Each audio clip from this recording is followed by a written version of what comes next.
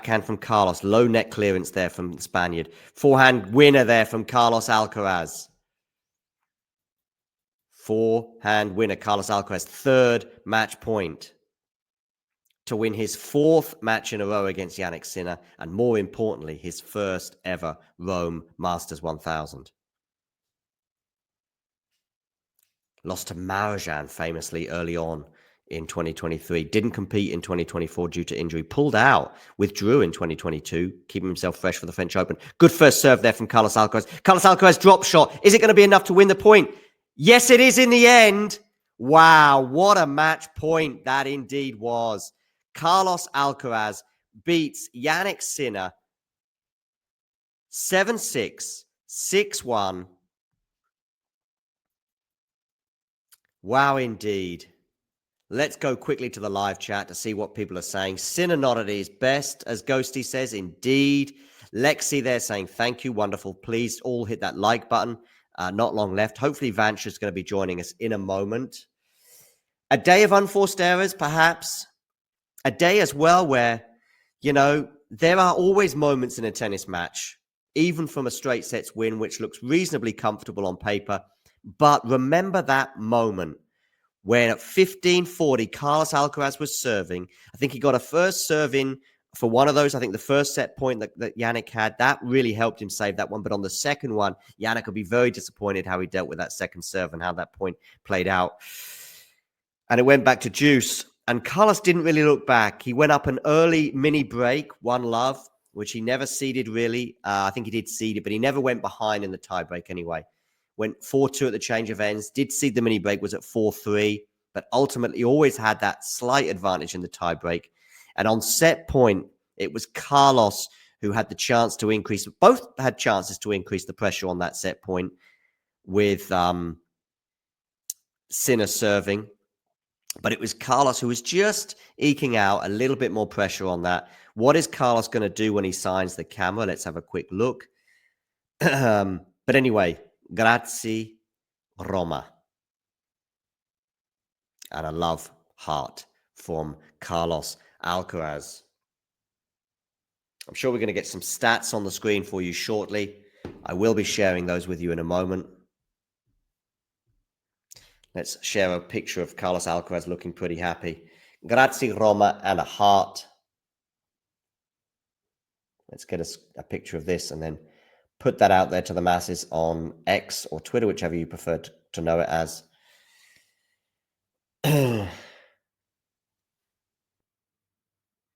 So here come those stats.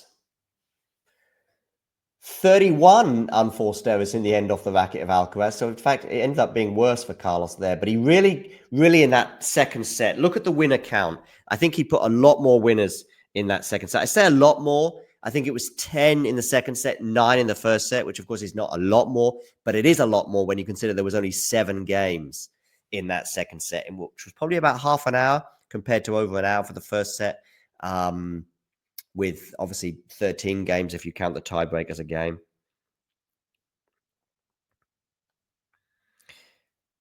Let's put that out there on Twitter. And let's share it with you right now so you can see some of those crucial stats, which basically saw Carlos Alcaraz win 7-6, 6-1. I'll also share this Grazie Roma thing that he wrote on the camera. Wonderful to have so many of you tune in today, by the way. Please do hit that like button if you're watching on YouTube. Also, please hit subscribe if you're watching on YouTube.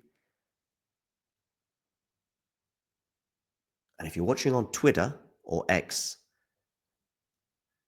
do hit the retweet button. Anyway, yeah, grazie Roma. Okay, let's go to some of the stats from this affair. As I said to you, I would like to share them. 19 winners off the racket of Alcaraz, just 7 off the racket of Sinner. Now, a couple of factors. I do think that he probably wasn't quite aggressive enough at times today. And even when he was aggressive, too many errors when he was trying to pick up the pace. And then there was those 2 volleys that we think about in that second set. One led to one of the breaks. One was there was just those 2 volleys. One that led to a break where he dumps it into the net when he was on top of the net. I don't know how he missed that one. As I said at the moment, I said I would have put it away. Maybe even Ghosty would have put that one away. There was another one as well where he went too cautiously. He was on top of the rally, but probably thinking about that previous volley that hadn't worked out. And so was too cautious there. And once again, Alcaraz punished him. But yeah, so 19 winners, almost 3 times the number of winners off the racket of Alcaraz compared to Sinner today. The unforced error count was too high from both, but ultimately it's Alcaraz with the most important stat of all, 7-6, 6-1 to win his first ever Rome title. Do let me know your thoughts in the live chat. I'm just going to check with Vanch to see if he is indeed coming. There will be, of course, the on-court ceremony.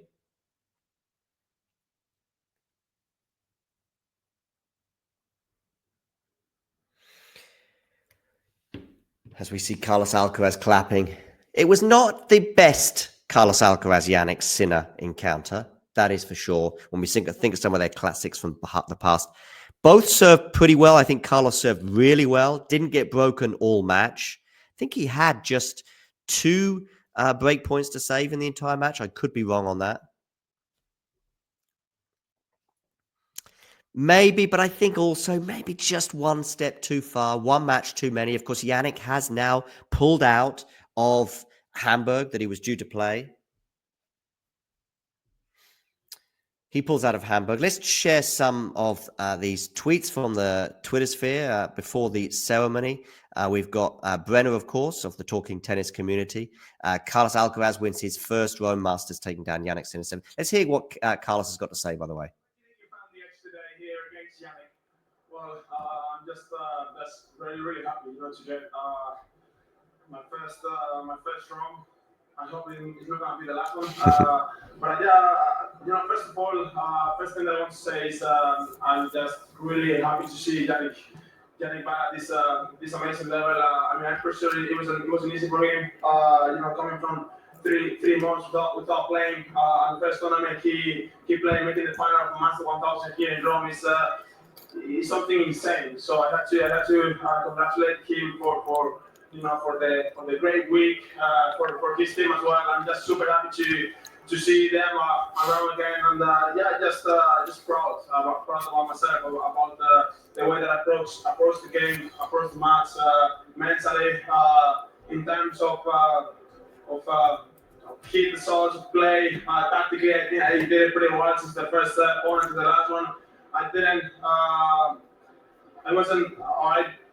didn't do roller coaster, so it was I maintained my goal level during the whole match. So I'm just really, really proud about everything I've done today. Drop just one set on route to the title. That you have in major finals, it's something special. How much confidence does that give you going into Roland Garros now?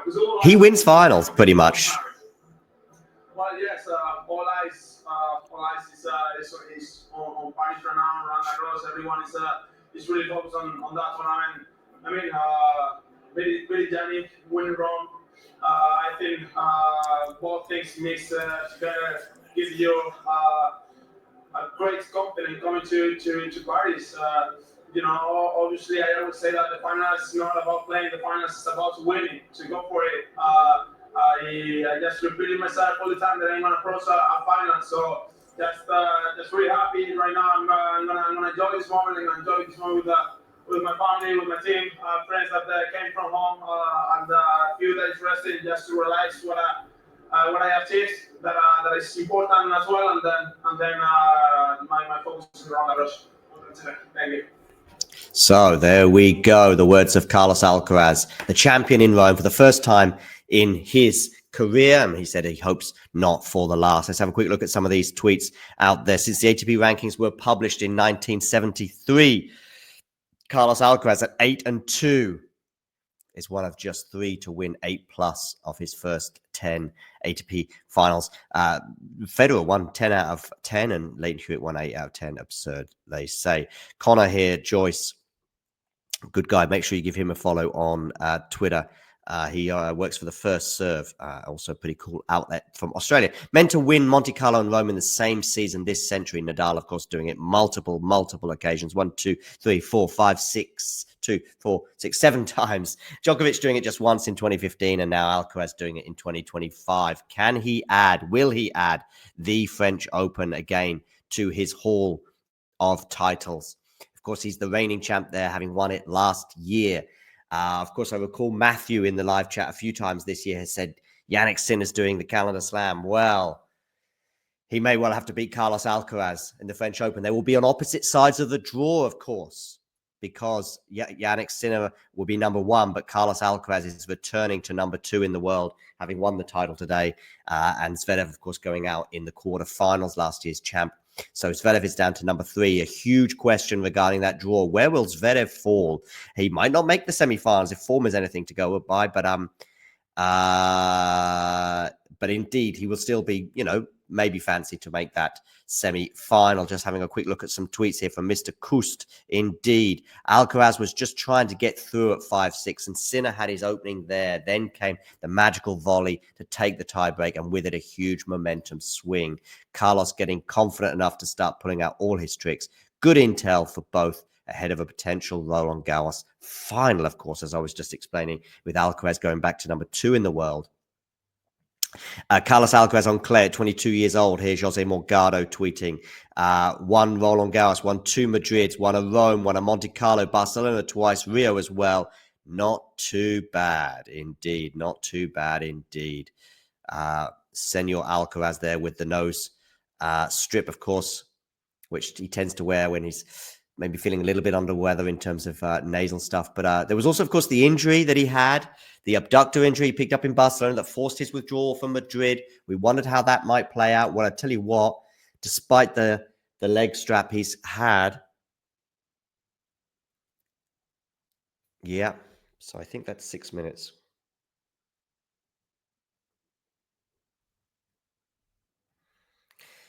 Vanch will be joining us in 6 minutes. So we'll stay live for a fair bit longer as we watch the trophy ceremony there. Jannik Sinner lifting it. Do let me know your thoughts in the live chat, both on today's match, but maybe you've got some thoughts ahead of the French Open. Maybe you've got some thoughts now. You think Alcaraz is definitely winning the title. Maybe Jannik just needs a few more matches and will be able to compete a lot harder come the French Open should these two meet in the final. Maybe you've got someone left field. Maybe you think Cam Norrie is winning the French Open. Or maybe more realistically, a Casper Ruud or Alexander Zverev. Okay, let's hear what Jannik Sinner's got to say. He'll probably be speaking in Italian, I'm guessing. So I might struggle with the translation, bearing in mind Italian is not one of my languages. Please, if you're watching on YouTube, such as this fella here, which I think is Sam, please do hit the like button, but also hit subscribe.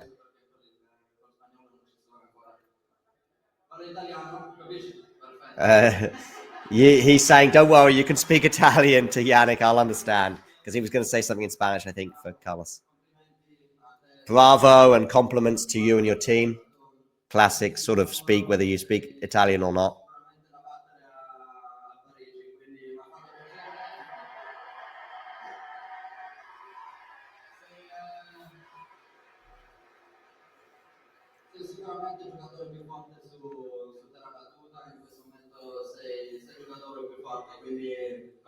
You're a really strong player.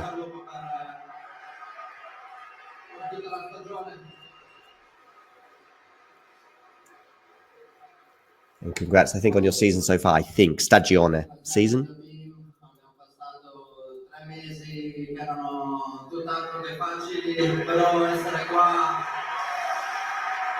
I think he's just highlighted the absence from the tour for 3 months.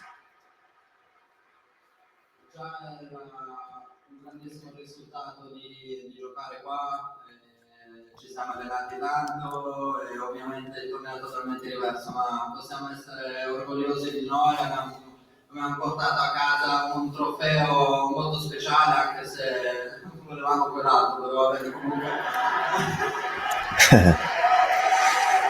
Vanch is going to join in 10 minutes. I'm trying to get him to come here sooner, so please just hold with us. We'll be live for 15, 20 more minutes, I think, as a result. We'll hear from Carlos. If Carlos speaks Spanish, I can translate. If he speaks English, I won't need to. If he speaks Italian, I'll do my best.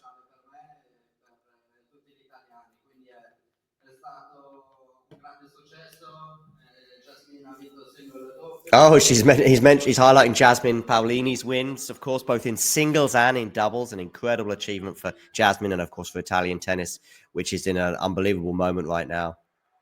hosting the Davis Cup in 2025. World number one on the men's side. Davis Cup winners, Billie Jean King Cup winners last year as well.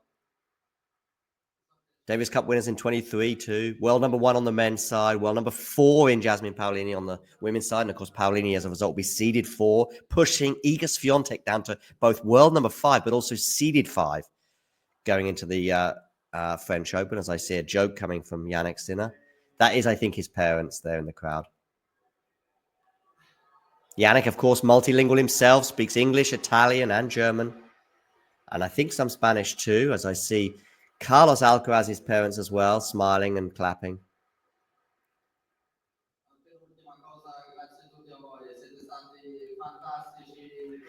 Yeah, and Jannik is thanking the crowd now, finally. He says in my last, I think finally as well, he says, I've got to thank the crowd.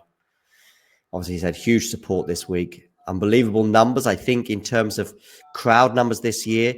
Already by the end of Wednesday, they had reached more in terms of attendance than last year when that was with 4 days to spare, I think. And that's, of course, not including the fact we had Italians in both singles and on the singles side on men's and women's. And, of course, they had the doubles final as well, which went the way of Irani and Paolini as well. As I say, just Italian tennis in its pomp right now.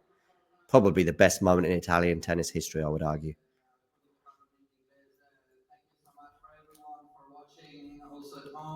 I guess there's still some people speak English, so thank you so much for coming, and thank you for watching at home, and see you guys next year.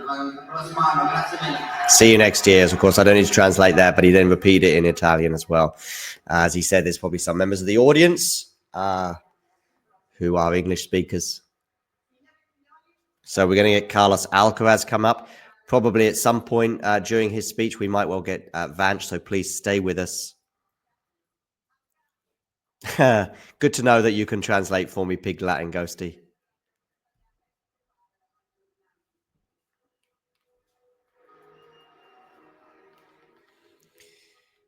Yeah, as soon as we get Carlos uttering some words over the mic, I will turn the volume back up. But yeah, do let me know in the live chat. What do you think this means in terms of both players ahead of Roland Garros? I think it just cements Carlos as the favorite. I wouldn't quite go overwhelming. I probably wouldn't take Carlos over the field. Like, of course, you would have done with Rafa so many years. Like, you would have done Iga so often. I'm not sure even Iga was the favorite this year in going to the Women's French Open, but...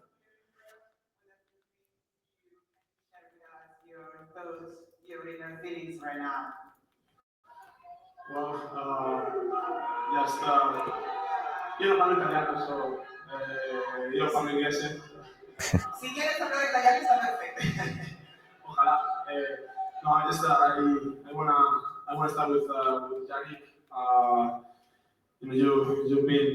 You've been out for the tour for three months.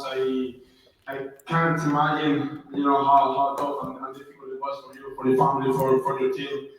And coming back to the tour here at your home, really is an honor for you. I know it, and making such a great performance during the whole tournament, making the final here.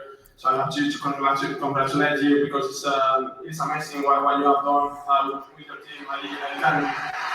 Mi complimenti veramente a Jannik Sinner, non immagino nemmeno quanto sia stato difficile stare lontano da tutti per 3 mesi e poi tornare a un torneo così importante, mettere insieme delle prestazioni incredibili e arrivare fino alla finale.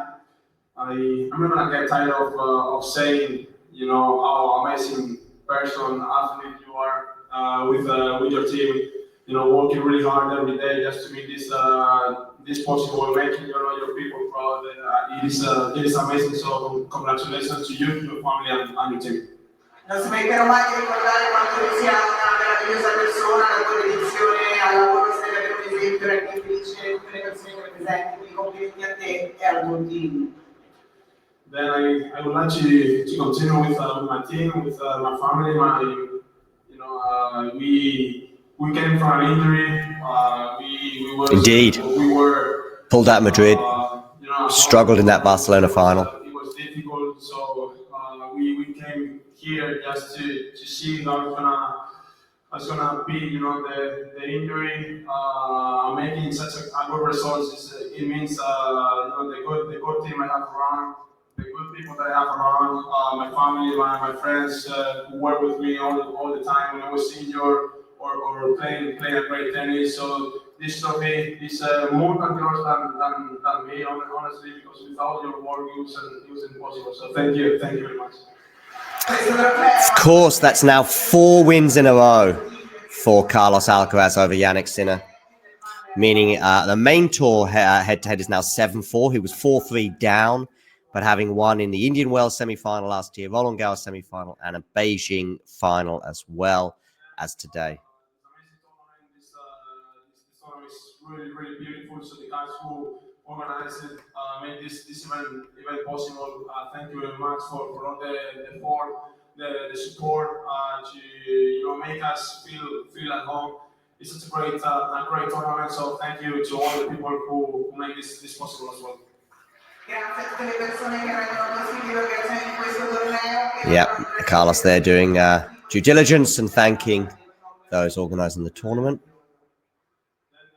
The people here in Italy, I have to say sorry. I know that you guys wanted Jannik to win. I know that, but I have to say congratulations. Thank you to all of you because you were really respectful.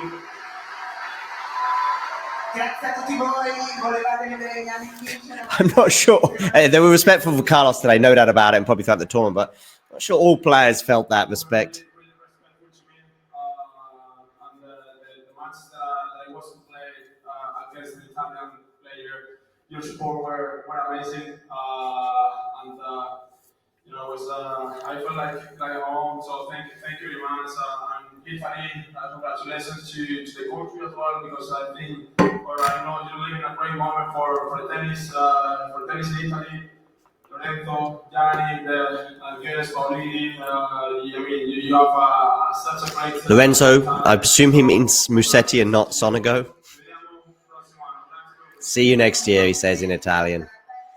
So, Carlos Alcaraz, Rome champion, first time in his career, though it's not the first Masters 1000, of course, that he's won. He's won several. Off the top of my head, I'd say Indian Wells twice, Madrid twice, Monte Carlo,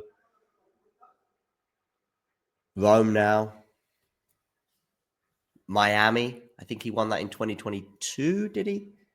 In Miami? Or maybe he's got 3 Indian Wells titles.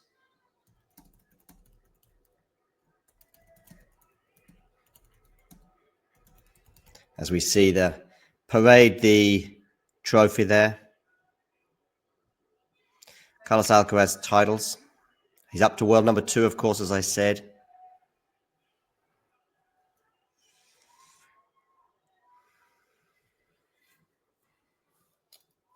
It's his 3rd title for the year for Alcaraz, having won Rotterdam Indoor Hard for ATP 500. He's won now the 1000s of Monte Carlo and Rome. Last year, he won just 1,000 title, and that was the Indian Wells tournament. So he's already won more 1000s this year than last.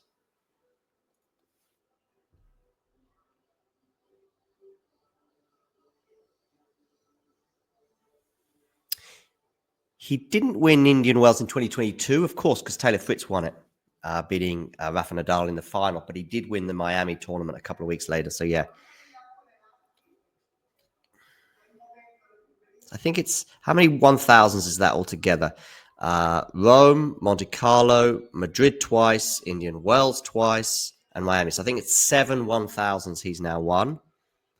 4 Grand Slams, 2 Wimbledons, 1 French Open, 1 US Open. Is he going to add another French Open? Is he going to retain his crown? Let us know in the live chat. That'll probably be a question I'll be keen to ask Vanch, who should be with us any moment. It's why we're still staying live for just this little bit longer, as I see Alcaraz opening the champagne. Of course, we've had that documentary recently with Alcaraz and how he likes to enjoy life away from the court as well as at home, as well as on the court, I should say. Is he going to have a sip of that champagne? I think he was thinking about it, but I wonder if some of the backlash from the documentary, yeah, he's going to have a sip and he's going to enjoy it. He's probably looking towards his team, lifts the champagne up, has a laugh.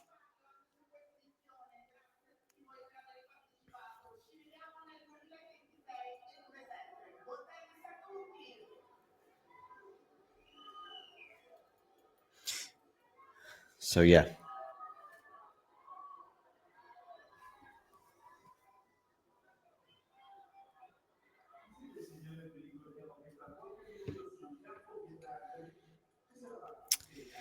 Yes, indeed, he has earned it for sure. Let's have a quick look on Twitter while we wait for Mr. Vanch. See what's going down before we hear the wise words of Vanch on this particular final.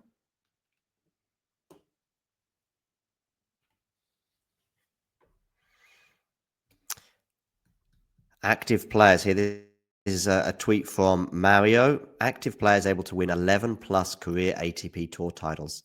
Just Novak Djokovic. Big titles this is, of course. 72 for Novak and 11 for Carlos. Those of you watching not still with us on YouTube, please do hit that like button and subscribe to the channel if you are new.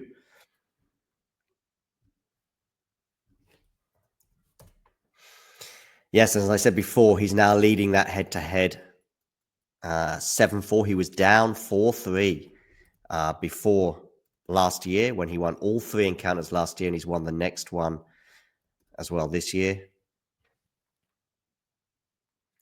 I'm going to just tell Fanch I've sent the link.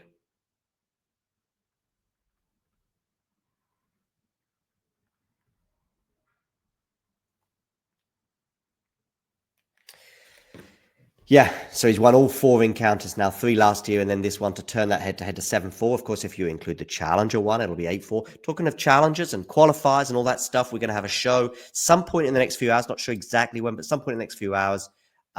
Brenner, I'm pretty sure, will be on it. Maybe with me, maybe with Damien, not sure. But previewing the qualifying for the French Open. We've also got WTA Weekly coming your way as well. So please do hit that like button and do subscribe to the channel if you haven't done so already, so you don't miss out on all things tennis. There's Vanch now. That's cool. I'll just bring you forward. Vanch, tell me your first thought. Where was that final won and lost? Well, it was won and lost in the 12th game of the first set, right? When Sinner had those 2 set points. He missed a forehand return on one of them. It was a good first serve from Carlos, kind of jammed Sinner at the hip. And then the second point with being Sinner tried to go change directions on a backhand down the line. And it wasn't really quite there. A little surprised he went for it, to be honest. And then, got through that tough deuce game and then played a really buttoned up tiebreak, Alcaraz. And the key for him, I think, was being really solid, being really patient, not trying to be spectacular. And just playing the moment right, moving Sinner around the court, really high margin, heavy topspin, not really trying to go for outrageous shot making or anything like that. Just it showed that the amount of matches that he's won in this clay court season, 15-1, I believe, but a lot of them, just finding a way, playing the important points well, like just that match toughness, I thought was a big difference. And I think for Sinner, it was probably a bridge just too far. Playing Carlos at this point, first went back. Yeah, right. That one loss he had, of course, was the Barcelona final, which, of course, I don't want to put an asterisk against it. Holger deserved it in so many ways. But, of course, that was the match when he picked up the abductor injury, which forced him out of Madrid, which in a way makes this title run where he lost just one set a bit more special. Carlos even mentioned that injury in his speech there. He's also, is there something going on with Carlos right now? Are we seeing a slightly more solid version of him through this clay court season? Yeah, I think particularly since the Draper match, or since he got out of the Hachinov match that he won 7-5 in the third, that was really tight win, important win for him, and then he was down 2-4 in the first set against Draper. Since then, I have been seeing him play a lot more disciplined, solid. There hasn't been as many ups and downs. There were some in the second set against Musetti, but it didn't last very long, and his forehand has been really good throughout these last 3 matches. The kick serve has been working really well. He's just been kind of relying on his speed and his athleticism a little bit more, and hasn't tried to do too much. Maybe also, that he dealt with the occasion and the crowd and everything really well, and that wasn't really a huge factor in this in this match. Perhaps the experience from the Musetti one also helped there. Finally, I want some sort of French Open consequences, implications. Of course, the most objective one, at least, is the fact that who wins the title and Zverev going out in the quarters means that Alcaraz returns to number 2. So it does mean that we won't see either of these two play each other until at least the final in Roland Garros. And I think one of the big questions and interests from that now French Open draw will be where will Zverev land, in which half, because despite his travails in recent months, I think he's still, you'd think that Zverev may well make that semi-final and would make things very interesting on clay, I think, in particular, more than, say, other surfaces. For example, I remember Jannik Sinner playing, of course, Zverev in the Australian Open final this year. And, I think we all went into that final thinking, win, I think, on clay would be a different occurrence, especially if Zverev plays well in Roland Garros and gets to that semi. But yeah, just some thoughts on some French Open implications, today's result and the Rome tournament in general.